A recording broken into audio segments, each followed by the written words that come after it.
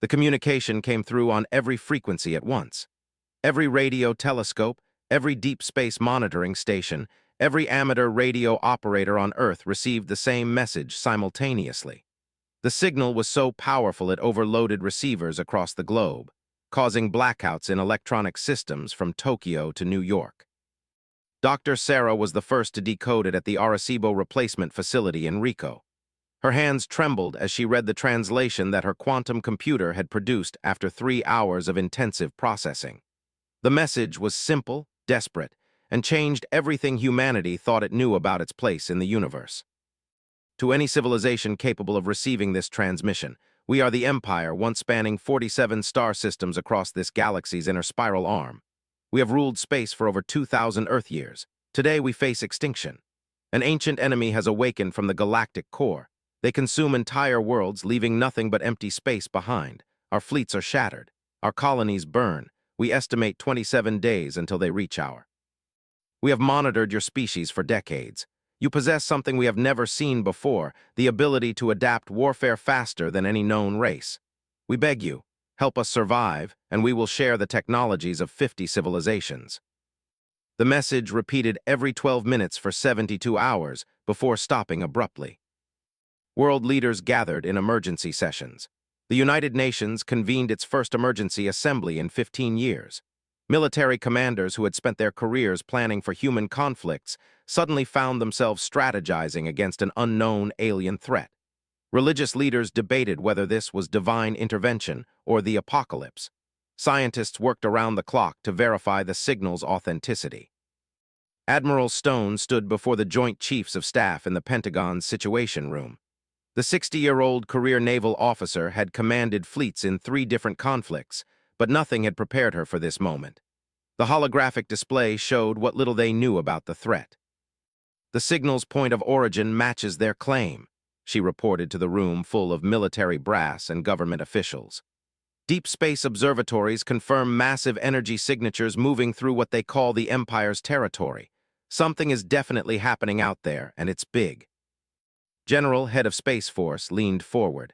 What are we talking about in terms of human capability? Our furthest crewed mission reached Mars 6 months ago.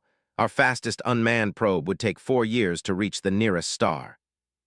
Dr. Elizabeth Harper, the president's science advisor, activated another hologram. That's where it gets interesting. 3 hours after the original transmission ended, we received technical specifications for something called a dimensional fold drive. Our best physicists have been analyzing it. The math checks out. According to this, we could build ships capable of crossing interstellar distances in weeks instead of centuries. The room fell silent. President Martinez, who had joined the meeting via secure video link, spoke first.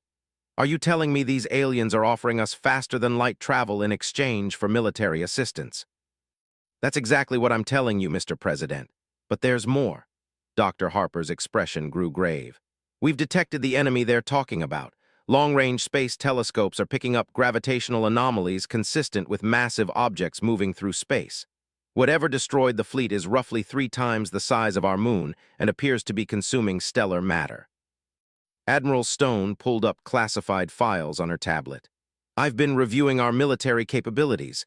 On paper, we shouldn't be able to help an interstellar empire. But I think I understand what they meant about human adaptability. She gestured to the displays around the room. Look at our military history. In World War II, we went from biplanes to jet aircraft in 6 years. We developed nuclear weapons from theoretical physics to deployment in 3 years. During the Cold War, we created intercontinental ballistic missiles in a decade. When we commit to warfare, we innovate faster than any logical timeline should allow. General nodded slowly. You're saying they want us because we're good at learning how to kill things. I'm saying they want us because when humans face extinction, we become the most dangerous species on the planet, and maybe in the galaxy. The president's image leaned closer to his camera. What exactly are they proposing? Dr. Harper activated the final hologram. Complete technological partnership. Weapons systems, propulsion, energy generation, materials science, everything they've learned from 50 different civilizations. In return, we provide military personnel and strategic planning for their defense. How many personnel? Asked the Secretary of Defense. Admiral Stone had already run the numbers. Based on the ship specifications they provided, we're looking at roughly 50,000 crew members across multiple vessels. It would be the largest military deployment in human history, and we'd be traveling further from Earth than our species has ever gone. The debate that followed lasted 18 hours. Every expert they could find was consulted. Physicists confirmed the alien technology was theoretically sound. Engineers estimated construction timelines. Military strategists developed preliminary battle plans against an enemy they knew almost nothing about. Meanwhile, amateur astronomers around the world reported strange, bright flashes in deep space, visible even through light pollution. Something was happening in the darkness between stars, and it was getting closer to human-inhabited space. The decision came on a Tuesday morning. President Martinez addressed the world from the Oval Office, with representatives from every major nation standing behind him.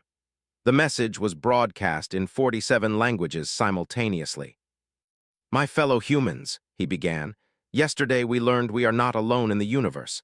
Today we learn that the universe is at war. An ancient enemy threatens not just an alien civilization, but potentially all life in this galaxy. We have been asked to help, and humanity will answer that call." The announcement triggered everything from celebration to panic. Stock markets crashed and recovered 3 times in one day. Religious gatherings filled to capacity across every faith. Recruitment offices for every branch of military service saw lines stretching around city blocks. Doctor, who had first decoded the alien message, found herself appointed as head of the new Interstellar Communication Division. Her first task was sending humanity's response back to the Empire. She spent hours crafting the message, knowing it would be humanity's first official communication with an alien species. "To the Empire, this is Earth, representing the human species. We have received your request for assistance and accept your offer of technological partnership. We will provide military support against the threat you describe. Begin transmission of technical specifications immediately. We estimate 90 days to complete our first interstellar fleet.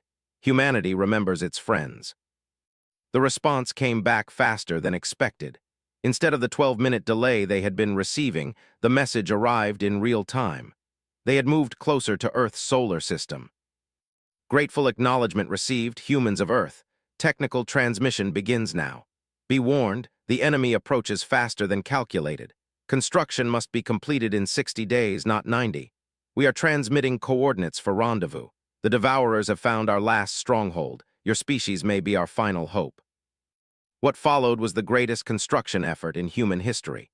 Every major aerospace company, every military contractor, every university with a physics department was mobilized. The alien technical specifications were distributed to engineering teams across 6 continents.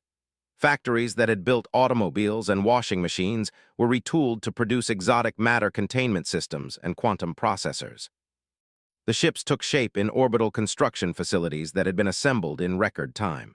Humanity's first interstellar fleet would consist of 12 massive vessels, each one larger than any space station ever built. The alien technology allowed for artificial gravity, self-repairing hull materials, and weapons systems that could crack moons in half.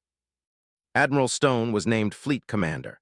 Her flagship, the UES Defiance, was a kilometer-long battleship bristling with energy cannons and torpedo bays.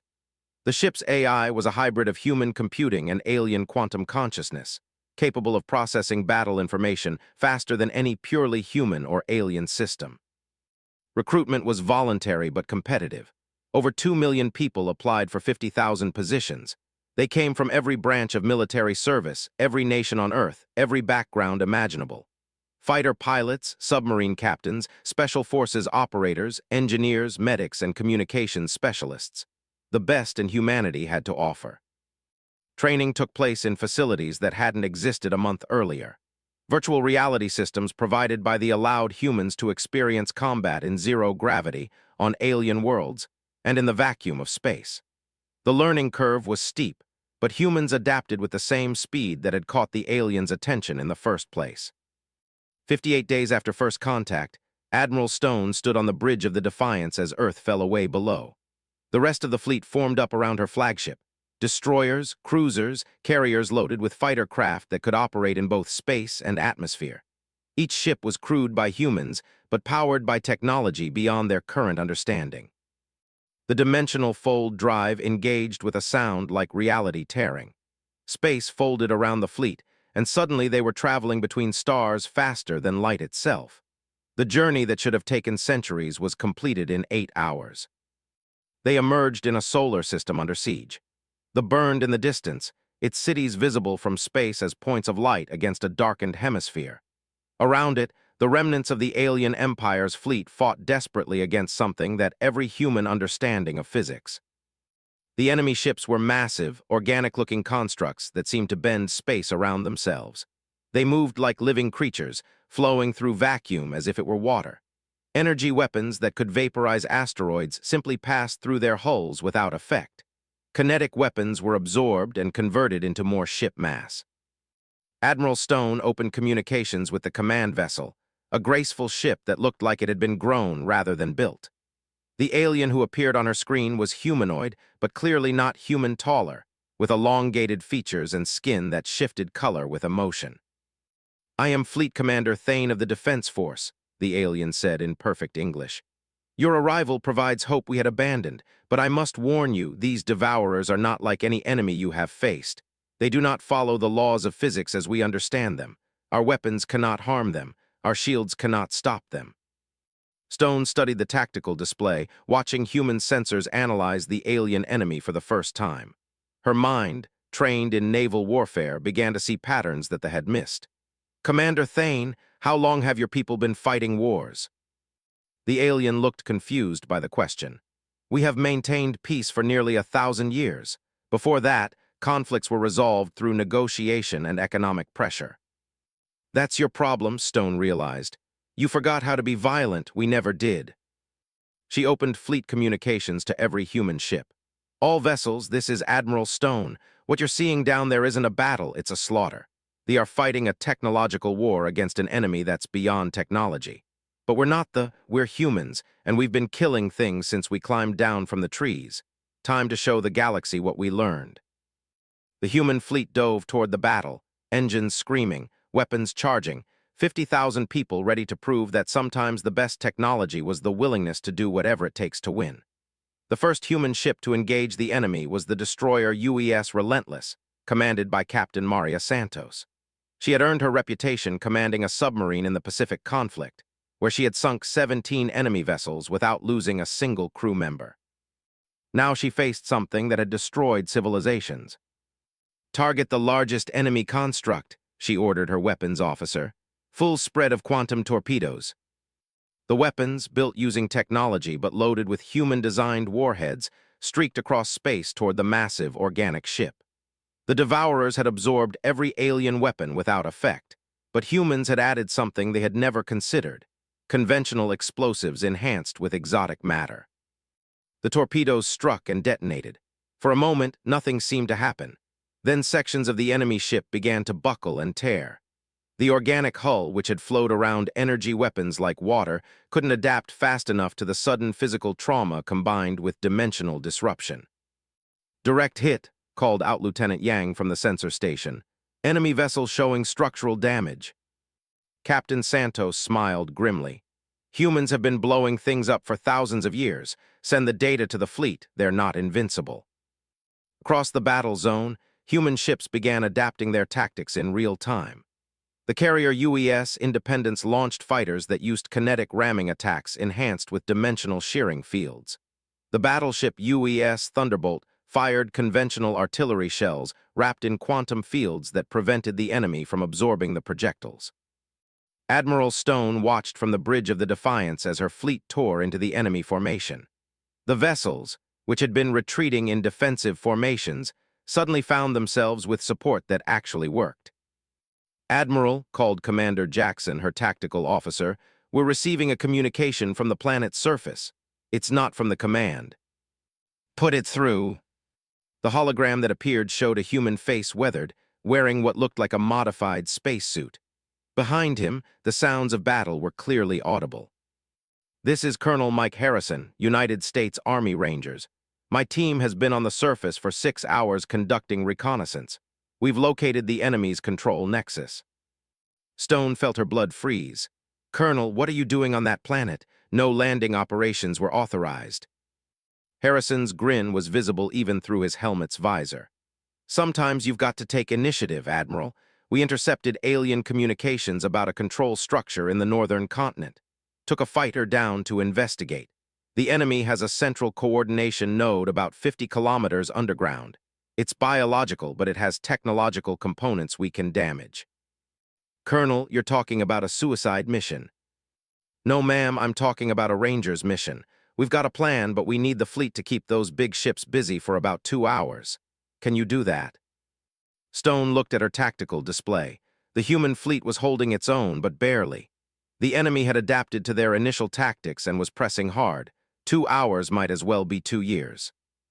"We'll buy you the time, Colonel. What do you need?" "Artillery support from orbit when we reach the target. And tell my wife I said hello." The transmission cut off, leaving Stone staring at static. She turned to her communications officer. "Get me fleet command frequency." "All ships, this is Admiral Stone. We have ground operations. Our mission is to hold this line for 2 hours while surface teams complete their objective. I know the odds look bad. I know we're outnumbered. But let me remind you of something. We're humans. We don't quit. We don't surrender. And we sure as hell don't let some space monsters eat our friends." The response was immediate. Every human ship in the fleet opened fire simultaneously, pouring everything they had into the enemy formation. Quantum cannons, plasma torpedoes, kinetic rams, and weapons that existed only in theoretical physics textbooks unleashed devastation across the battlefield. Commander Thane's voice came through from the command ship. "Admiral Stone, your tactics are unprecedented. Our sensors show enemy vessels actually retreating from your attack vectors." "That's because they're used to fighting civilized species," Stone replied. "We're not civilized, we're barely domesticated." Down on the planet's surface, Colonel Harrison led a team of 12 soldiers through terrain that looked like something from a nightmare. The Devourers had been reshaping the planet's surface, turning cities into organic growth chambers and mountains into massive feeding structures. Sergeant First Class Lisa, the team's demolitions expert, carried enough explosives to level a city block. "Colonel, are you sure about this plan? We're talking about infiltrating a structure that's actively trying to eat the planet." "I once saw you blow up a tank with a grenade and some dental floss. I think you can handle alien architecture." The team moved through the ruins of what had once been the capital city. The buildings were still recognizable, but they were being slowly consumed by a black substance that pulsed with its own internal rhythm. It was like walking through the digestive system of some enormous creature.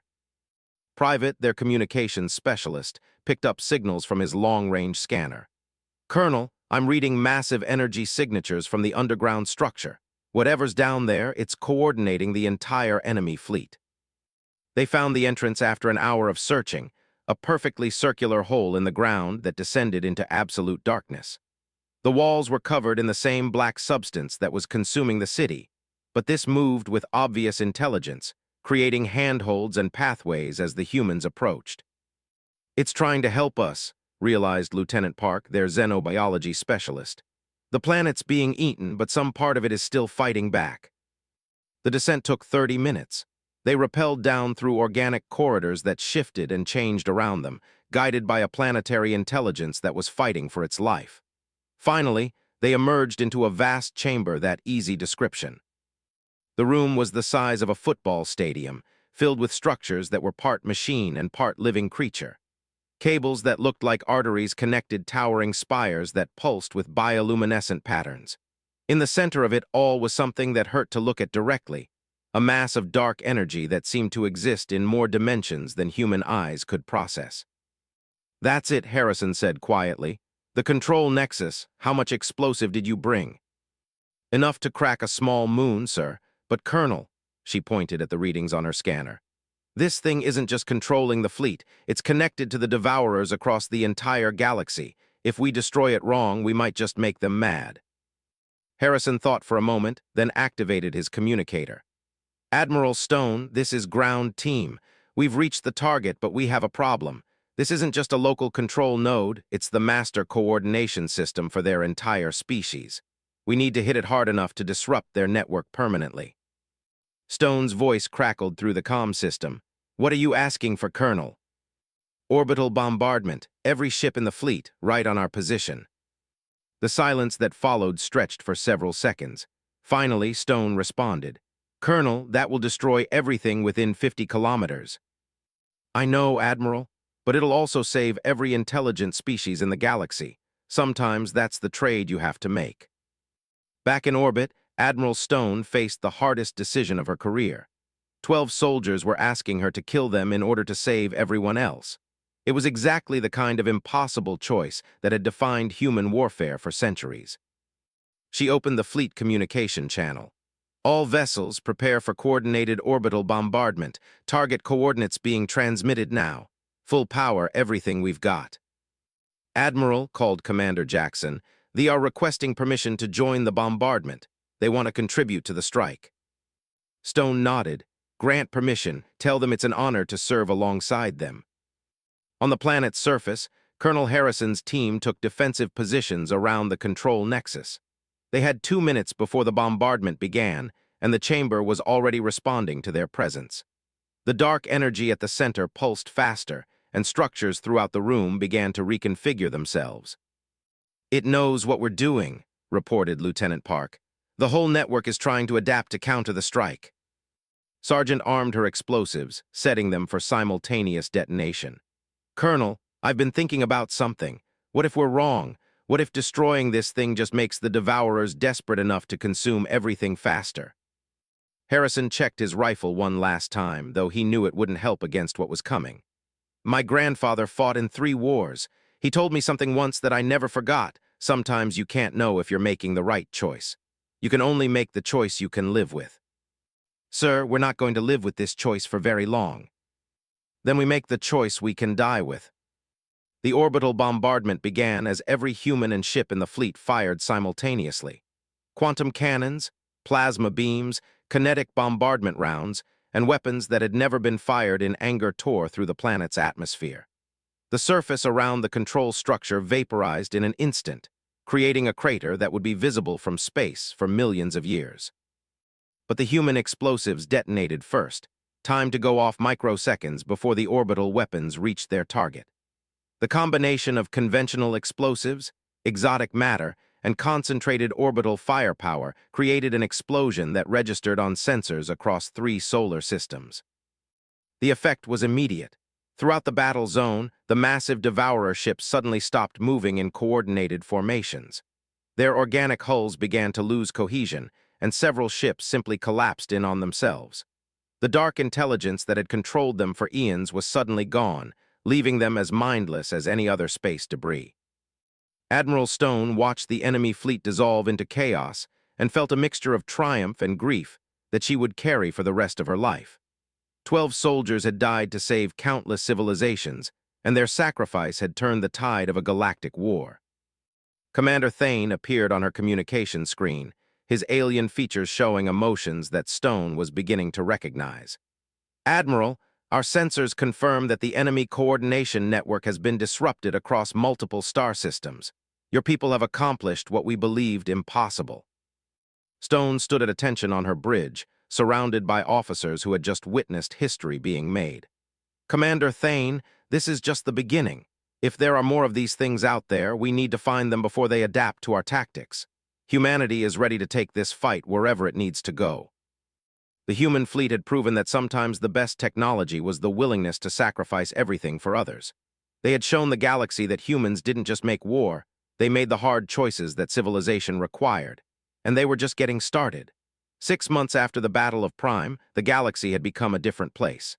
The human fleet, now calling itself the Terran Defense Initiative, had grown from 12 ships to over 300 vessels. Word of humanity's victory had spread through the galactic communication networks, and species that had hidden from the Devourers for generations began to emerge from their hiding places. Admiral Stone stood in the command center of the new orbital station humanity had built in the system.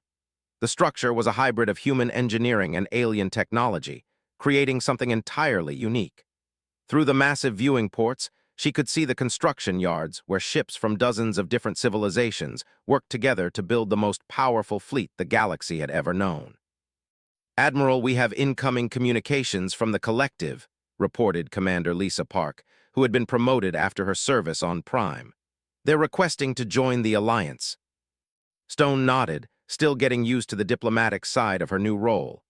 In 6 months, humanity had gone from unknown species to the de facto leader of a growing alliance of civilizations. It was a responsibility that kept her awake at night. "Put them through, Commander." The holographic display shimmered and revealed an alien unlike any they had encountered before.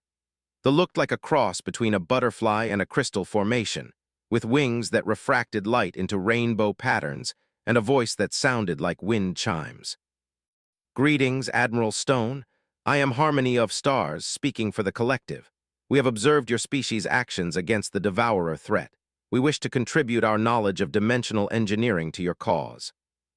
Stone had learned to be direct in her diplomatic dealings. "Harmony of Stars, we welcome any species willing to stand against the Devourers. But I need to know, can you fight? We've learned that good intentions aren't enough when facing extinction." The wings shifted to a deeper blue color. "Admiral, my species has survived 3 previous Devourer incursions over the past 1,000,000 years. We have learned that sometimes survival requires unpleasant choices. We are prepared to make those choices again." "Then welcome to the Alliance." As the communication ended, Stone reflected on how much had changed. The initial Terran fleet had been built for one desperate mission. Now they were coordinating the defense of an entire galaxy, and species were lining up to join them. Dr. Sarah, now serving as head of research, approached with a tablet full of reports. "Admiral, we finished analyzing the Devourer technology we recovered from Prime. The results are troubling." Stone gestured for her to continue. "The Devourers aren't just predators, they're gardeners. Our analysis shows they've been cultivating this galaxy for millions of years, allowing civilizations to develop until they reach a certain technological level, then harvesting them. They weren't their first victims, they were just the latest in a very long line." "How many civilizations are we talking about?" "Conservative estimate? Over 50,000 species have been consumed by the Devourers in this galaxy alone. And based on the deep space signals we're intercepting, this is happening in other galaxies too." Stone felt the weight of that revelation. Humanity hadn't just stumbled into one war, they had discovered a cosmic-scale extermination program that had been running for geological ages. "Doctor, I need you to prioritize research into detection technology. If the Devourers are operating in other galaxies, we need to know where and how many." Before could respond, alarms began sounding throughout the station. Commander Park's voice echoed through the command center. "Admiral, to the bridge immediately. We have multiple contacts appearing at the system's edge." Stone ran to the bridge, arriving to find her staff gathered around the tactical displays. What she saw made her blood freeze. 17 massive Devourer ships had just appeared at the edge of the system, each one larger than the enemy vessels they had fought 6 months earlier. "Analysis, Commander Park. They are different, Admiral. Our sensors show significantly more advanced technology than the previous enemy fleet. It's like they've been studying our tactics and adapting specifically to counter them." Commander Thane appeared on the communication screen from the defense platform. "Admiral Stone, these are not the same Devourers we faced before. Our records show similar adaptations during previous incursions. They learn from their defeats and return stronger." Stone studied the tactical display, her mind racing through possibilities. The human fleet in the system included 47 ships, plus allied vessels from 12 different species. On paper, they were outnumbered, but not. In reality, they were facing an enemy that had specifically evolved to counter their previous tactics. "All ships battle stations. Commander Park, get me fleet communications." "Fleet-wide channel open, Admiral." "This is Admiral Stone to all vessels. 6 months ago, we proved that humans could stand against the unknown. Today, we prove that we can keep standing no matter how many times the enemy adapts. Remember who we are, remember who we fight for, and remember that we don't just defend our own species, we defend the right of all intelligent life to exist."